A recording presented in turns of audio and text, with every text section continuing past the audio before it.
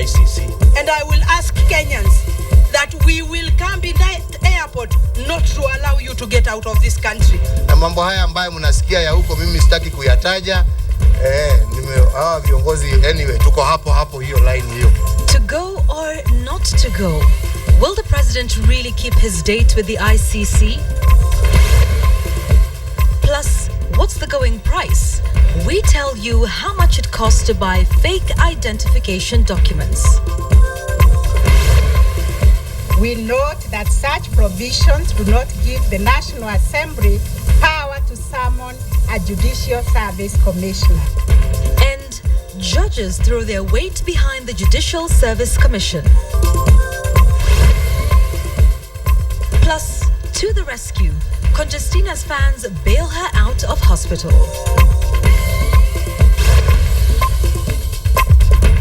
KTN Weekend Prime with Yvonne Okwara.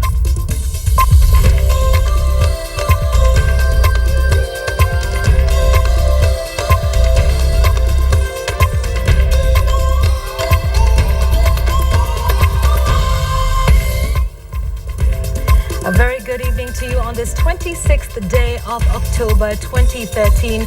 I trust you had a good day and that your weekend has started off quite well. Very many thanks for joining us on our bulletin tonight. It is Saturday. That means we will be focusing on young Kenyans in this country trying to find work, trying to earn an honest living. And today it's not someone who's looking for work, but rather somebody who started out on his own and is looking for clients. Are you his potential client? Please do stay with us on Job Center much later on in our bulletin tonight. But first, let's start off with the top stories this evening. Now, pressure is mounting on President Uhuru Kenyatta to defy his trial at the International Criminal Court. Led by Jubilee Coalition Chief Whip Kato Olemetito, members of Parliament told the president to heed their resolution that he skips the court sessions at The Hague. And as Patrick Amimo reports, the president's response is open to several interpretations. President Uhuru Kenyatta was in Loitokitok for the homecoming party of Interior Cabinet Secretary Joseph Ole Lenku. The 15 MPs and governors from Kajiado and Samburu counties present piled pressure on the president to defy the International Criminal Court. Some outrightly asking Uhuru not to travel to The Hague for his trial. Kama sisi tulipigia mheshimiwa Uhuru Kenyatta kama rais wetu, tukapigia Ruto na tulijua hawa walikuwa na kesi. Sisi kifikiri kuna kesi nyingine tunangojea. Wana Kenya tulifanya kesi yetu na tukamaliza. Hata wewe ukitaka kwenda Hague, sisi asema uendi. Sisi wenyewe tunasimama airport. Hata kama wewe mwenyewe ukitaka, we don't allow you to go because of sovereignty. We will not allow in this country our president to be taken outside in an outside court. We will not allow. Nilitoka huko Hague, mahali deputy president nako, na sio mahali mzuri hata kidogo. Ni mahali ya kwenda kunyamaza tu kutoka asubuhi mpaka jioni, na sisi tuko na kazi nyingi ya kufanya Kenya.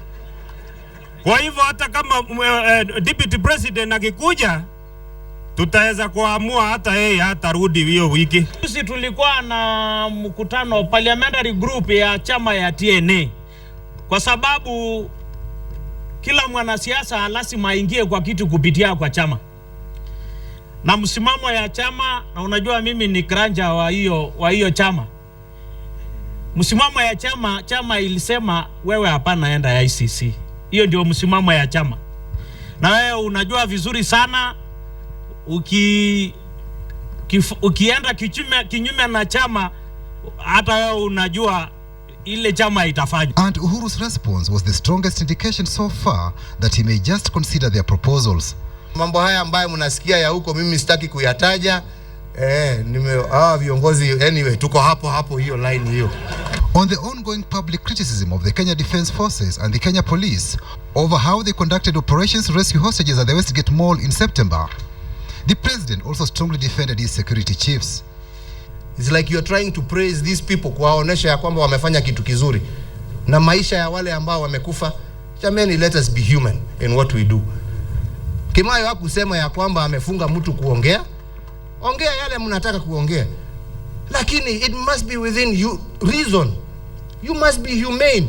He wants Kenyans not to pay attention to criticism that he says could demoralize the security agencies at this time of fighting terror. It was here during the homecoming party of Interior Minister Joseph Ole Lenku that leaders urged the president not to go to The Hague come November 12th. And as if to answer their prayer, the president gave the strongest indication that come November 12th, he might not be traveling to The Hague. Reporting for KTN from Lake Tok in Kajiado County, I am Patrick Amimo. Thanks for that, Patrick. Let's move on now. It is emerging that there is a team of rogue government employees working in cahoots with criminals to provide any random foreigner with an array of identification documents. As KTN's Wilkista Nyabo reports, the ease with which the Standard Group investigative team secured vital documents is simply shocking. Take a look. It all began when journalists at the Standard Group first heard of a cartel comprising government officials and businessmen who allegedly provide fake Kenyan government-issued documents. It had been reported that for the right price, well-connected government employees could and would create a whole new identity for an individual. We decided to put this to the test. We created a fictitious character, Charles Njehia Kinuthia, and lifted a photo from the Federal Bureau of Investigation's FBI website. That of Ahmed Halfan Gailani, who is serving a life sentence at Guantanamo Bay for his role in the twin bombings of the United States embassies in Nairobi and Dar es Salaam in 1998. Armed with a name and a photo, we sought identification documents for Njehia. It all begins with a phone call from a client to a middleman. And within days, the fictitious Njehia had a birth certificate, a school living certificate, a Kenyan identification card, and a certificate of good conduct. The passport was to be collected on Monday. The documents are delivered by different persons in different places in less than 2 weeks. On the birth certificate, Njehia's mother was registered as Luth Wait Mora, a distortion of the white widow Samantha Luthwaite's surname that went unnoticed. And the documents do not come cheap. A birth certificate goes for 15,000 shillings, while an identity card costs 20,000 shillings. With an additional 15,000 shillings, one gets a school living certificate, and an extra 10,000 shillings is enough to secure one a driving license. A passport and a certificate of good conduct cost 20,000 shillings each, bringing the cost of securing these 5 documents to roughly 100,000 shillings. And only the keenest eye can tell that they are fake. On Friday, Interior Cabinet Secretary Joseph Ole Lenku announced that 15 senior immigration officers had been sacked over illegal issuance of identity documents to illegal immigrants. The latest information now making it clear that streamlining the immigration department will be an uphill task. For a comprehensive report on the trade in fake documents, catch the exclusive story tomorrow only on The Standard on Sunday. Wilkista Nyabo, KTN. Indeed, some very shocking revelations from that story by Wilkista Nyabo. And as she said at the end of that report, The Standard on Sunday tomorrow will have all the details for you as to just how this could happen in the country. Now, in the second grisly road crash this week, 7 people died instantly in an accident at Muguga area along the Nairobi-Naivasha highway. 11 others were seriously injured and are receiving treatment at the PCEA Kikuyu Hospital in Thogoto. A bus heading to Njambini is said to have hit a stationary trailer at Muguga. The bus driver was killed alongside 6 other people. Area OCPD Mutune Maweo said the police are seeking to establish the cause of the accident. Transport Cabinet Secretary Michael Kamau visited the scene of the accident this morning.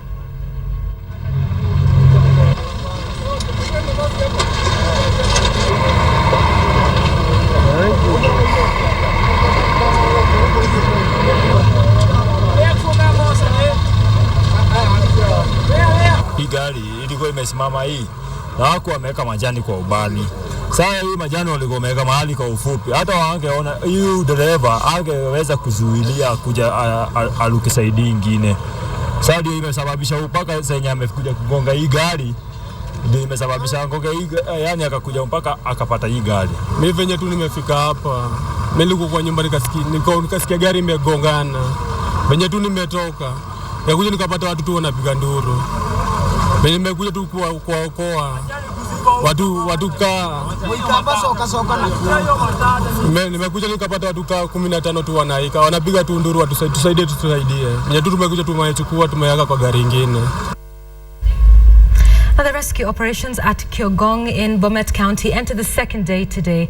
4 miners are still buried under the rubble at the quarry that collapsed yesterday. 1 miner was rescued yesterday and the body of another was retrieved today.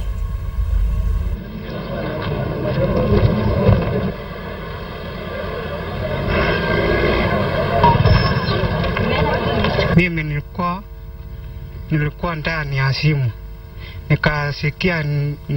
Nikasikia nduru. Sasa mimi nakimbia. Mimi naona moshi ilitokea juu. Nikakimbia, nikapitia ile mawe. We have only one challenge is about stones are still capping in to where operation is going on. So now we are still waiting to see. We are almost to get into where the body is. Let's go to the judiciary now, where judges and magistrates are threatening to down their tools if Parliament insists on questioning members of the Judicial Service Commission. Meeting in Nairobi today, the judges defended the JSC against criticism over the sacking of former Chief Judiciary Registrar Gladys Shilley. It was the second day of the conference of the Kenya Judges and Magistrates Association, and their decision was unanimous that members of the Judicial Service Commission would not appear before the Committee on Justice and Legal Affairs. We note that such provisions do not give the National Assembly power to summon a Judicial Service Commissioner. Accordingly, the National Assembly has no constitutional mandate to summon Judicial Service Commission in its execution of the mandate to discipline an employee of the Judicial Service Commission. The members said they have the ability to resolve any internal issues. They insist that the JSC has the right to hire and fire any of its employees on justifiable grounds. The magistrates and judges are also threatening to down their tools if members of the JSC are forced to appear before the Justice and Legal Affairs Committee of Parliament. We, the members of KMJA, therefore call upon the National Assembly to respect the fundamental principle of separation of powers and desist from purporting to direct the judiciary on how to execute the mandate of employing, disciplining, or terminating the services of its employees. This comes after a section of MPs vowed to seek the dissolution of the Judicial Service Commission, accusing the Commission of unfair dismissal of former Chief Registrar of the Judiciary Gladys Shilley. It is to be noted that under Article 251 of the Constitution, the National Assembly is given powers to consider a petition for removal from office of a commissioner for one of the following reasons. A serious violation of the Constitution, a gross misconduct, whether in the performance of the members or office holders' function, physical or mental incapacity, incompetence or bankruptcy. The National Assembly can receive a petition on those grounds, and if satisfied that it discloses grounds for removal, may refer the petition to the President. The meeting of judges, cadis, and magistrates from all over the country comes in the wake of a public dispute between the Judicial Service Commission and the former Chief Registrar. The row has exposed the judiciary, raising concern over the fate of reforms that Kenyans have long waited for. The second Global Anglican Future Conference ended today with a strong resolution against homosexuality and adultery. A total of 1,358 delegates attended the conference from 38 countries, where they denounced homosexuality as a sin and also acknowledged marriage as a lifelong exclusive union between a man and a woman. They then opposed the secular tide running in favor of cohabitation and same-sex marriage. Now, retired President Daniel Arap Moi is asking Kenyans to play their part in ensuring national security. Moi said each Kenyan must take personal responsibility to assist the government in fighting crime. He spoke at Kabarak University during the Kenya Association of Music and Arts Education meeting. And as the patron of the association, Moi urged the government to invest in the promotion of music and music education. For giving us an opportunity to have such a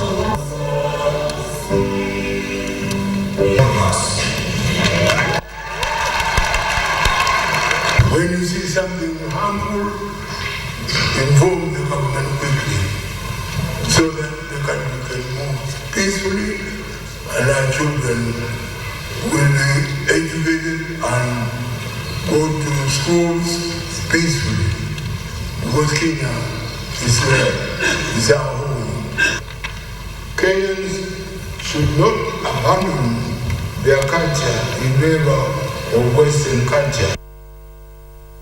We want to take a short break right here on KTN Weekend Prime this Saturday, the 26th of October, 2013. We have lots more for you after the break. Take a look. Tackling unemployment on KTN's Job Center.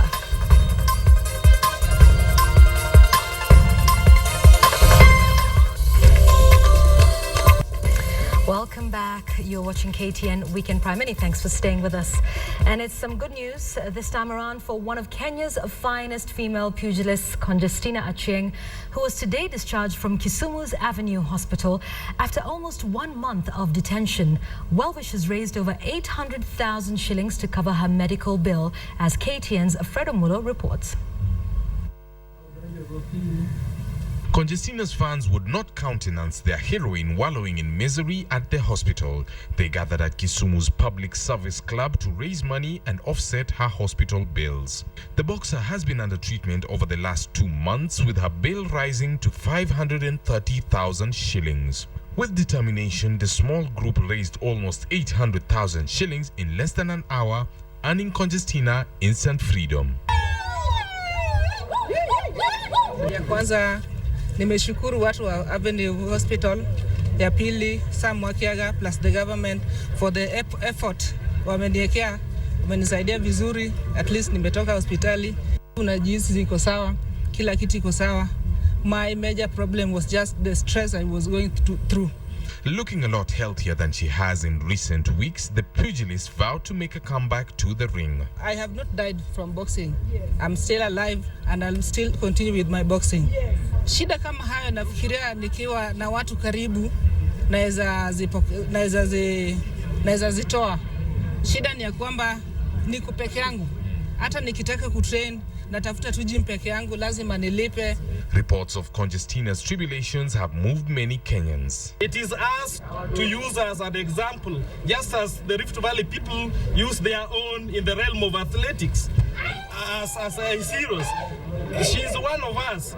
The challenge is us to rehabilitate her. The challenge is us to make her sports academy. The fundraising was the brainchild of Reverend Ken Wachiaga of Kisumu. We are looking at options such as health covers, especially with the insurance companies.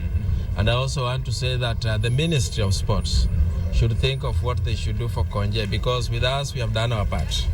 Among those who contributed were the wife of former Prime Minister Ida Odinga and Nairobi Governor Dr. Evans Kidero. Once nicknamed Hands of Stone, at her peak Conjestina was ranked 5th in global standings and became the first African woman to hold an international title when she bagged the women's IBF middleweight title. From Kisumu City, I am Fredo Mulo.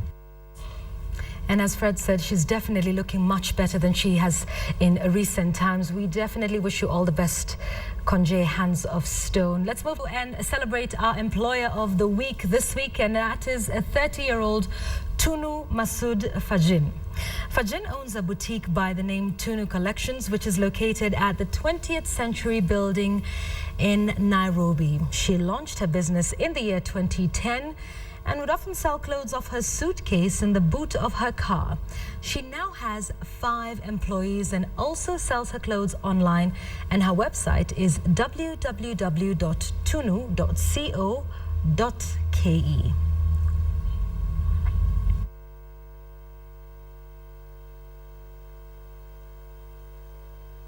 Right, now that's it for Job Center. If you are a job seeker, if you are looking for business, please do get in touch with us on Twitter. That's at KTN Job Center, or send us an email, ktnjobcenter@standardmedia.co.ke.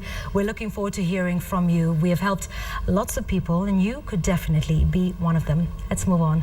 Businesses in Kenya and Somalia have been hit by a recent decision by a multinational bank to close the accounts of some of the biggest Somali money transfer firms. And now users of the Dahabshil Hawala system are crying foul. KTN's Najma Ismail with that story. It is here in the heart of Isli that millions of shillings exchange hands through the infamous hawalas. However, questions are now being raised over how legitimate or legal the hawalas really are. Just like Isli in Nairobi, Somalia is no different. Here too, millions of people depend on these local money transfers like Dahabshil. Mohammed Mahmoud is one of them. He moved back here from South Africa and set up a clothing and cosmetics shop in the capital, Mogadishu. He says his business wouldn't have been this successful if it wasn't for his relatives abroad who send him money to expand it. Dahabshil help us in many ways. For me to buy goods and commodities from Dubai, I have to put money in my bank account. Dahabshils allow us to have a bank account. Dahabshils help us a lot. Barclays Bank says its decision to close the account of the approximately 250 money transfer businesses worldwide is over concerns of money laundering and the potential heavy fines the bank could face. These money transfer firms emerged as a lifeline for many Somalis after their country was engulfed in civil war. But following the terrorism acts around the world, the companies have been accused of being used by Al-Qaeda or Al-Shabaab to fund their activities, a claim many deny. Stop at all. Most of the people, they're going to start starving in Somalia if they stop sending money. People over there that they are in Europe, in North America, Australia, everybody, they're supporting their family. According to the United Nations Development Program, UNDP, an estimated $1.6 billion is sent back home annually by Somalis living in Europe and North America. However, Dahabshil has sought an injunction to stop Barclays from shutting it down, and a verdict from the High Court is expected soon. Najma Ismail, KTN. Want to take another short breather right now on our bulletin, KTN Weekend Prime. Lots more coming your way after this short break.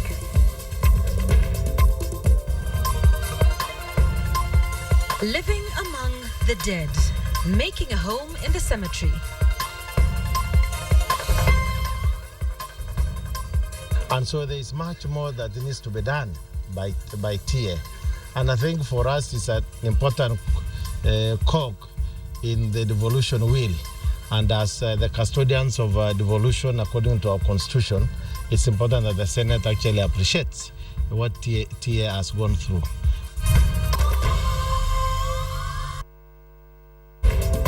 For you of our top story tonight, pressure is mounting on President Uhuru Kenyatta to defy his trial at the International Criminal Court.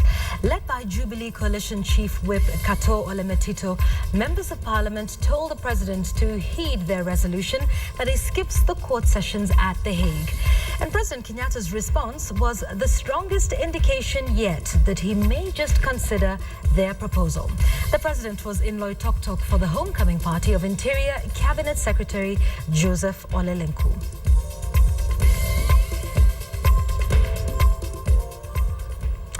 Now, the sports news is coming up after this short break. We've got all the latest happenings in the world of sports. Don't go anywhere.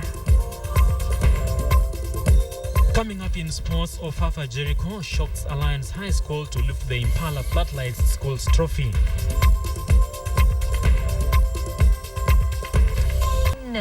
In a one-sided match that curtain-raised the final day of the 32nd edition of the Impala Floodlight Tournament. Ofafa's victory was a strong statement in rugby since teams from the leafy areas of the city had dominated schools' competitions for some time now. Tries from Bilamondi, Wallace Quarry and Patrick Mutuku left Alliance with their mouths open. Mutuku finished the match with 7 points after converting his own try. The Impala Floodlights Tournament has been the preserve of teams such as Lenana and Mangu, but as Ofafa Jericho captain Kennedy Njane put it, it is not business as usual. We are going to strive to keep it and also strive to move further, like to win the nationals and also to the press courts and also maintain our title. We'll go back to the drawing board and continue to train. Because it was evident in our play today, our set plays were very poor, our scrum, our line out, so we have to perfect on that. Now, of course, tomorrow is a very important day, and let's talk about that now, because over 21,000 athletes will tomorrow line up for the 11th edition of the Standard Chartered International Nairobi Marathon.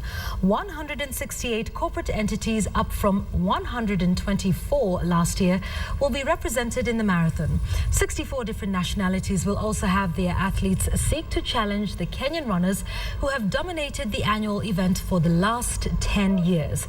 The full marathon has attracted 778 participants, 606 being male and 158 female, all seeking to win the 1.5 million shillings winners prize. The half marathon race has attracted 5,736 runners, while the shorter 10-kilometer road race has attracted the larger number of participants, having registered 8,753 individuals. Complete without us. Continuing to thank you as the media and continuing to thank all the sponsors and partners that we have, and thank everyone who has trusted the organization of the marathon, the Kenya Police and everyone to provide the massive event tomorrow. Now, I understand now that Gor Mahia has taken the cup. It's moved from Guinea Wasekao to Ghana Wasekao. So we're wishing Arsenal all the best. And I say that painfully, being a Manchester United fan. But anyway, let's move to our news ended tonight. And here's a question for you. Would you live in a cemetery? Well, we met two families who do just that. Here's their story. 50-year-old Simon Njoroge has called this cemetery his home for the last 14 years. Njoroge is a self-made tour guide of the cemetery, what is essentially the Murumbi Memorial Park. Makamu wa pili wa rais, na unamuona hapa wakiwa na tena hapa chini wakiwa na mzee Kenyatta na Toboya na yeye pia na wengineo. Njoroge says the cemetery was a preserve of the white people and the Goan community. Also here is the grave of freedom fighter and socialist thinker Pio Gama Pinto, who was assassinated in 1965. Makaburi haya yalizikwa wazungu peke yao. Kwa maana wakati huyo kuna sehemu wa Afrika alikuwa afiki. Sasa pia makaburini wa Afrika wangezikwa huko. The father of two says he has no land of his own, which is why he opted to move to the city. Upon his arrival, he soon found a job here. Nilijipata tu juu ni kazi, huwezi ogopa mahali unapata riziki yako. Kwa hivyo nikawa ni hapa ndio napata riziki yangu kidogo na ninafurahia. And Njoroge is not alone. Jacqueline Boniface also calls the cemetery home. She lives here with her children and she is a housewife. Nishazoea. Juu kuna wengine hawaingiangi hapa ndani wanaongopanga. Yes. Apparently those who live close to the dead have no fear of the so-called spirits. Hakuna hata siku moja mtu aliweza kuamuka ama spiriti fulani ikakujia wale wanaoishi hapa. Hamna kitu kama hiyo. Kwa maana hata ukiangalia kaburini tunakalia juu lakini hakuna kitu chochote kimeonekana hapa. Over the decades, the cemetery has filled up. Some families have opted to bury even up to 3 people in the same grave.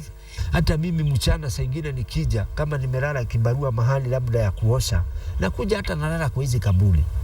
And so life goes on for Njoroge and Jacqueline, living among the dead. For Simon Njoroge, this is a place where he calls home, a place where he also earns his daily income. Winnie Kamau at the City Park Memorial Cemetery, Nairobi. Well, that is indeed creepy, but very sad.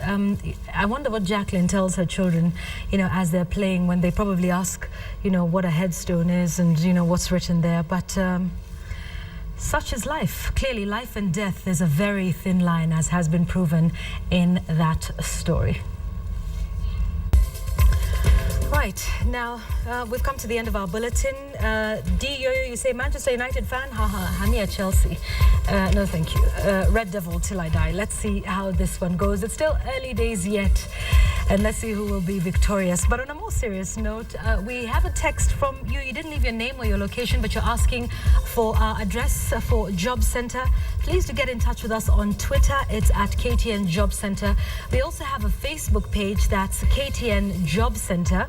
And if you want to get in touch with us, you can always send us an email. That's ktnjobcenter@standardmedia.co.ke. If you're looking for work, if you are like Austin today, who's looking for clientele, we'll definitely help you put you in touch with the persons that will definitely make your dream come true. And as always, we also feature persons who are making a difference in this country by employing maybe 1, maybe 2, maybe 50, maybe 100. That's on KTN Job Center. That happens every single Saturday right here on KTN Weekend Prime. That's all for tonight. Thank you very much for joining us. We will see you tomorrow. Checkpoint is back, so it promises to be an interesting one. Do not miss that. Have a good night and God bless you. Bye-bye.